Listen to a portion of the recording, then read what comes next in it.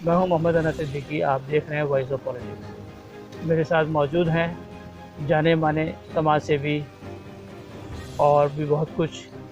लेकिन पिछले लॉकडाउन क्या हुआ कि ठाकुर टीडी सिंह जो है वो बिल्कुल लॉकडाउन के साथ पब्लिक के बीच से गायब हो गए। हम जानेंगे कि वो कहाँ थे इतने दिन, किन कारणों से वो मीडिया के बीच में नहीं आ रहे थे या क्या कर रहे थे। ठाकुर साहब, आपको बहुत बहुत स्वागत है। ठाकुर साहब, जानेंगे कि आखिर जब लॉकडाउन शुरू हुआ तो लॉकडाउन के साथ से आप भी बिल्कुल जो है गायब हो गए, मीडिया के बीच नहीं और कुछ नहीं, तो उसकी क्या वजह थी? नहीं, मेरा बहुत सीधा सा वजह है।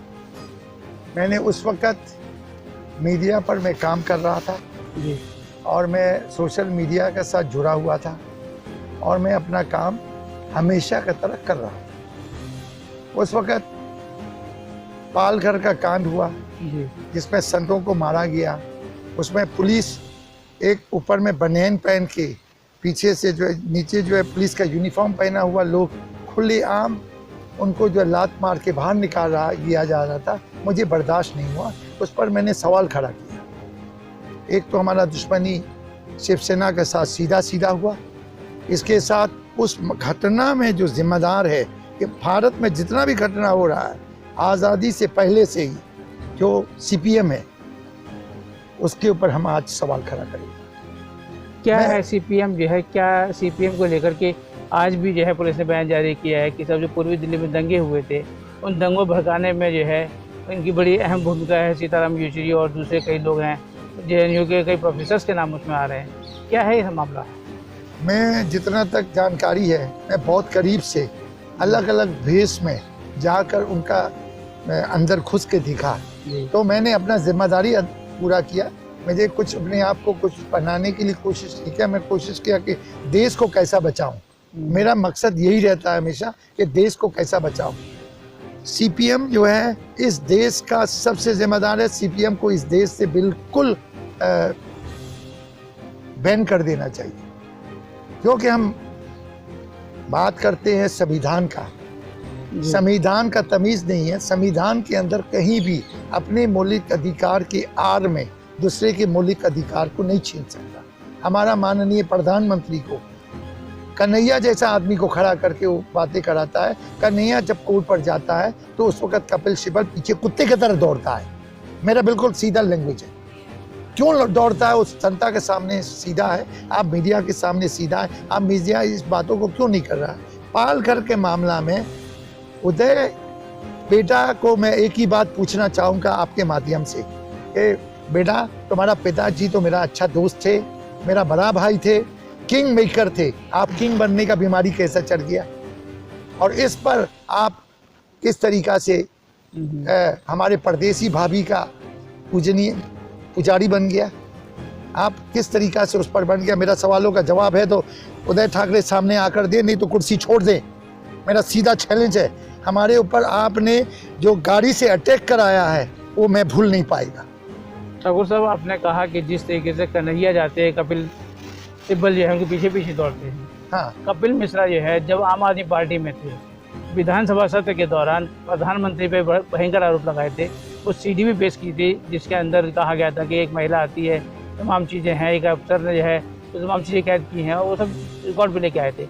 अब जब उन्होंने बीजेपी ज्वाइन कर ली उसके बाद से जिस तरीके से वो फायर ब्रांड बने हुए हैं। देखो, हम अभी पुराने मुद्दों को उठाकर हम लोगों को गुमराह नहीं करना चाहते। मैं तो इसके ऊपर मैं सीधा एलिगेशन जी, क्योंकि आप पुराने बातें को उठाकर नए बातें को छुपाने का आदत कांग्रेस का पहले से था। ये उसका परंपरा है। आप उसके परंपरा के पीछे ना जाएं। मैं एक जन क्रांति मीडिया मोर्चा का मैं अध्यक्ष हूँ। मैं देखता हूँ मीडिया में मैं एक अच्छा जर्नलिस्ट रहा। मैंने बहुत कुछ काम किया और मेरा एक्सपीरियंस लगाकर मेरा कहना बिल्कुल सीधा है। आप सीपीएम को बैन किया जाए, नहीं तो मैं माननीय सुप्रीम कोर्ट के सामने पीआईएल लगाने जा रहा हूँ। हिम्मत है तो रोक के दिखाएं। ठाकुर दिलावर सिंह जी, जिस तरह से जो है आप मुद्दों को उठाते रहे बेबाकी के साथ, आपने कांग्रेस पे भी आरोप लगाए थे पिछले दिनों, सोनिया गांधी पे बड़े भयंकर आरोप लगाए, उसके बाद कई हमले आप पे हुए, आपको चोटें भी आई, लेकिन आपने पुलिस की मदद ना लेकर जनता के बीच में ही जाना क्यों पसंद किया? मैं उस वक्त पुलिस के बीच में इसलिए नहीं गया कि मैं अपने आप को पॉपुलर करने के लिए कुछ कर नहीं रहा था, मैं अपने आप को कोई नंबर लेने के लिए। लेकिन आज आपके माध्यम से हमारे देश के गृह मंत्री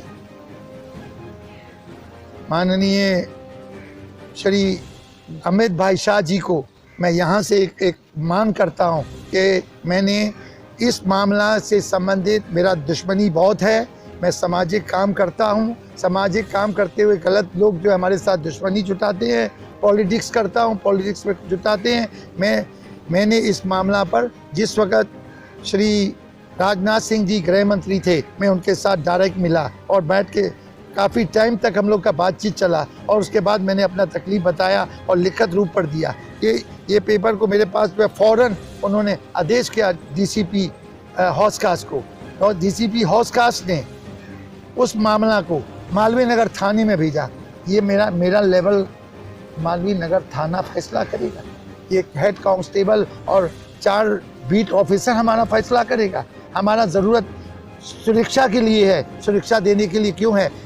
यूपी में, बिहार में बहुत छोटे छोटे लौंडे बेज़रूरत का सुरक्षा लेके घूम रहा है, देश का पैसा बर्बाद कर रहा है, उनको नहीं। मैं आज कहता हूं कि मुझे सुरक्षा दिया जाए। कभी कभी मैं घरेलू हिंसा में जाता हूं, वहां पर उसके साथ मिल के पॉलिटिशियन, मैं नाम नहीं लेना चाहता हूं, एक उसका परिवार के लोग क्या करते हैं, मुझे वहाँ पर घेर के उन लोगों से मरवाने के लिए कोशिश किया जाता है। हम पब्लिक के बीच है और आज भी मैं पब्लिक का बीच हूँ। मैं एक आवाज़ में करोड़ों लोग को जमा करने का ताकत रखता हूँ, मैं क्षमता रखता हूँ। हमारा फॉलोवर हिंदुस्तान में 1 करोड़ से ज़्यादा है, करोड़ों लोग हमारे पीछे चल रहा है, अलग अलग जगह जुड़ा हुआ है। तो मैं एक ही बात कहूँगा कि जब मेरा जान का खतरा आता है तो गृह मंत्री जी आपका जिम्मा है, आप कीजिए। और इसी के साथ मैं प्रधानमंत्री जी को भी कहता हूँ, श्री नरेंद्र भाई मोदी जी, हमारा सुरक्षा का बंदोबस्त फौरन किया जाए। ठाकुर साहब, जिस तरीके से अभी हाल ही में महाराष्ट्र की राजनीति में और आप एक चीज़ मैं बताना चाहूँगा थोड़ा सा, ये यहाँ पर चोट आया हुआ है। अच्छा, मैं इस तरह का, और इसके बावजूद हमारा सुरक्षा का प्रोग्राम नहीं हो रहा है। मैं अलग अलग जगह पर जाके अपने आप को बचाना पड़ रहा है। सुशांत का मामला तो पीछे हुआ, सुशांत सिंह राजपूत का मामला पीछे हुआ, हमारे ऊपर और बहुत से तरीका इस्तेमाल हुआ, क्योंकि सुशांत सिंह राजपूत का मामला में भी मैंने सच्चाई को आगे लाने के लिए कोशिश की। ठाकुर साहब, जिस तरीके से महाराष्ट्र की राजनीति में अलग तरीके की जो है माहौल बन रहा है, बिहार की राजनीति, बिहार में चुनाव है उसको लेकर के बनाने की कोशिश की जा रही, कंगना को जिस तरीके की सुरक्षा दी गई है, वाई कैटेगरी की सुरक्षा दी गई, जबकि आपके अमित शाह जी से और मोदी जी से आपकी दोस्ती है, बहुत पुरानी दोस्ती है, बहुत अच्छे ताल्लुकात हैं, लेकिन आपको जो है ये सिक्योरिटी नहीं मिल रही है, कंगना को सिक्योरिटी दी जा रही है। मैं अभी तक सिक्योरिटी के लिए फिर से नहीं किया। राजनाथ सिंह जी, माननीय राजनाथ सिंह जी से मैंने मुलाकात किया था जब वो गृह मंत्री थे, तब जाकर मैंने कहा था मेरे सुरक्षा की ज़रूरत है। मैंने एक बार कहा, पुलिस का पास किया, पुलिस का डीसीपी से मैंने मुलाकात किया, ये हौस खास में जो बैठते हैं उससे जाके मुलाकात किया, उन्होंने नहीं दिया। मैं पहला सवाल, मेरा सवाल ये है कि मेरा सुरक्षा फ़ौरन दिया जाए, और मैं इस देश का सिपाही हूँ, मेरा सुरक्षा देने का जिम्मेदारी सरकार का है। और सरकार इस वक्त जो है वो हमारा सरकार है, यानी हम उनका समर्थक है। भारत बचाओ आंदोलन हम तन मन धन से पूरा उसके साथ दे रहा है। मैं सरकार से ये कहूँगा कि मुझे सुरक्षा दिया जाए। उदय ठाकरे जी को यहाँ से कहूँगा, आपका जो कड़ी है ना, मैं वो भी खोलूँगा जो दाऊद इब्राहिम के साथ जुड़ा हुआ है, आपका वो कड़ी खोलूँगा। आप कम्युनिस्ट के साथ जुड़ा हुआ है, आप माओवादियों के साथ जुड़ा हुआ है, नक्सलवादियों के साथ जुड़ा हुआ है। वहाँ पर जो संतों को मारा गया, आप क्यों कतरा रहा है? आप क्यों कतरा रहा है? संत मारा हुआ केस को आप सीबीआई देने से क्यों कतरा? सुशांत सिंह राजपूत का केस को भी आपने फौरन नहीं दिया, माननीय सुप्रीम कोर्ट का ऑर्डर पर मिला, नहीं मिला, सीबीआई नहीं मिला। क्यों नहीं दे रहा है? बिल्कुल क्लियर है, इस पर बिल्कुल साफ है, जनता सब जानता है। मैं जनता के सामने जिस दिन खड़ा होगा, मैं वो भीड़ खड़ा करके दिखा दूंगा, आप देखिएगा। ठाकुर साहब, जिस तरीके से पहला नंबर तो मैं आपके जरिए एक बात बोलूँगा, आप अपने पिताजी का वो सम्मान करते हैं तो प्लीज़ आप अपना इस्तीफा सौंप दें। आपने दोनों घटना में आपका बहुत बड़ा हाथ है। आपने सीबीआई को न देना, इससे बड़ा हाथ नहीं है। इसका जवाब आपको देना पड़ेगा, आपको जनता का सामने आते समय देना पड़ेगा। ये सब बिहार का मामला वगैरह जो उस्का रहा है, उससे हमको कुछ लेना देना नहीं है, हमको उससे कुछ लेना देना नहीं है। जो सामाजिक अन्याय हो रहा है देश में, उसके लिए क्या करेंगे? हमारे साथ एक्सीडेंट किया गया, उसके ऊपर क्या करेंगे? आप बोलेगा कि आप पुलिस के पास क्यों नहीं किया, हम पुलिस के पास क्यों जाओ? गोस्वामी जी आपका मीडिया के लोग हैं, उनके पीछे बाइक दौड़ाया गया, उसके पीछे जो उसको जानलेवा हमला करने के लिए कोशिश किया। आप क्या कर, आपसे क्या मदद का उम्मीद रखूं? आपसे क्या मदद का उम्मीद रखूं? हम जो समाज के लिए, देश के लिए काम करने वाले, क्या उम्मीद रखूं? आप मीडिया कहाँ सेफ है, हम भी कहाँ सेफ है? हम सेफ के लिए चाहता हूँ। ठाकुर साहब, मेरा आखिरी सवाल आपसे कि जिस तरीके से सुशांत सिंह के मामले को सीबीआई को सौंपा गया, लेकिन पुलवामा का जो घटना घटी हुई जिसमें 300 किलो RDX लेकर के उसमें बीच में घुस गए, उस मामले की सीबीआई जांच नहीं की गई, तो देश का मामला ज़्यादा सर्वोपरि होना चाहिए या एक जो है एक्टर को जो है बॉडी को लेकर के ज़्यादा सेंसिटिव? मैं आपको एक बात बताऊँ, उस मामला पर बिल्कुल CPM का हाथ था, और CPM के ऊपर जो भी निकल रहा आरोप कम है, मेरे पास इससे ज़्यादा सबूत है।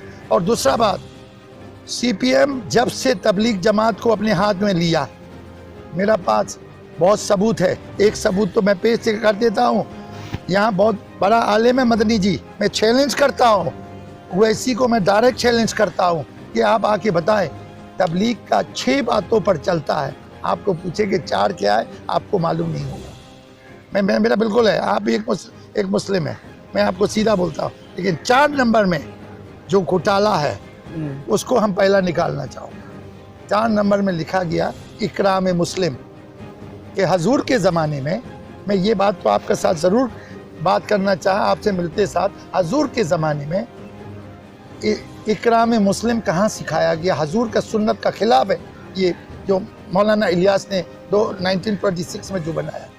हजूर के ज़माने में एक बुढ़िया हमेशा भला भला बुरा कहता था हजूर को, उनका टोकरी ले जाके जब पहुंचाया, मैं बहुत लंबा लेके नहीं जाऊंगा, ये किस्सा सबका जाना हुआ किस्सा है। उस किस्सा में वो बुढ़ी मुस्लिम नहीं था, इकराम क्यों किया गया? हजूर ने इकराम क्यों किया?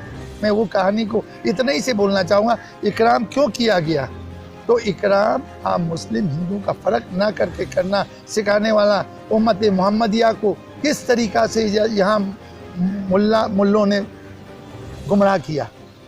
हमारे कानून में एक बुक निकला था, एक था आपका, उसका नाम ही मुल्ला था, उन्होंने एक बुक लिखा था, मोहम्मदीन करके लिख दिया।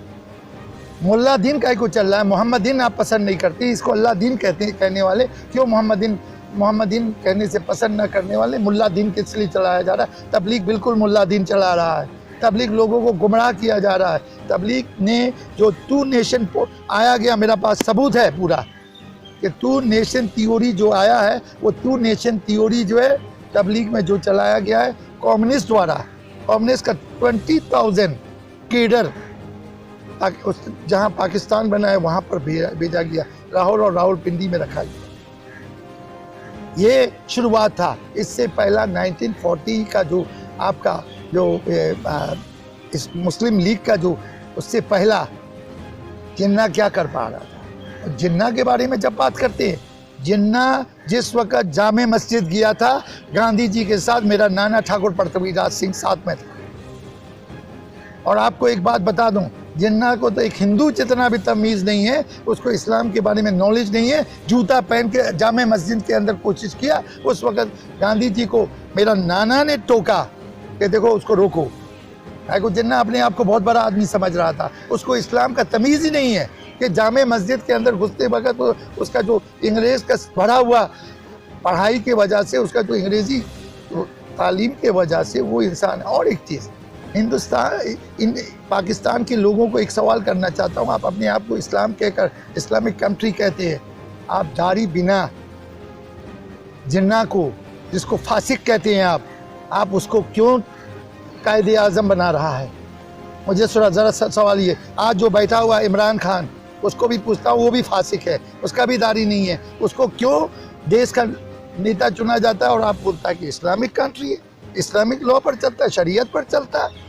हम तो एक ही बात कहूँगा, हमसे कभी टक्कर लेके दिखाएं, ओवैसी को मैं चैलेंज करता हूँ, तबलीग का गलत को मैं बता दूंगा। मदनी को भी यहाँ से मैं चैलेंज करता हूँ कि वो पॉलिटिक्स में है ना, इसलिए मैं उसको आलिम के हिसाब में नहीं गिन के एक पॉलिटिशियन के हिसाब से उनको भी चैलेंज करता हूँ कि वो अपने आप को बहुत कुछ समझते हैं। मेरे साथ एक बार मीडिया के सामने नेशनल चैनल पर आके दिखाए, एक बाप का औलाद हो तो आके दिखाए। मेरा ये चैलेंज है, बहुत कड़क तरीका से चैलेंज है, और कड़क तरीका का चैलेंज ही उसको दिल तक लगेगा, वो याद करेगा।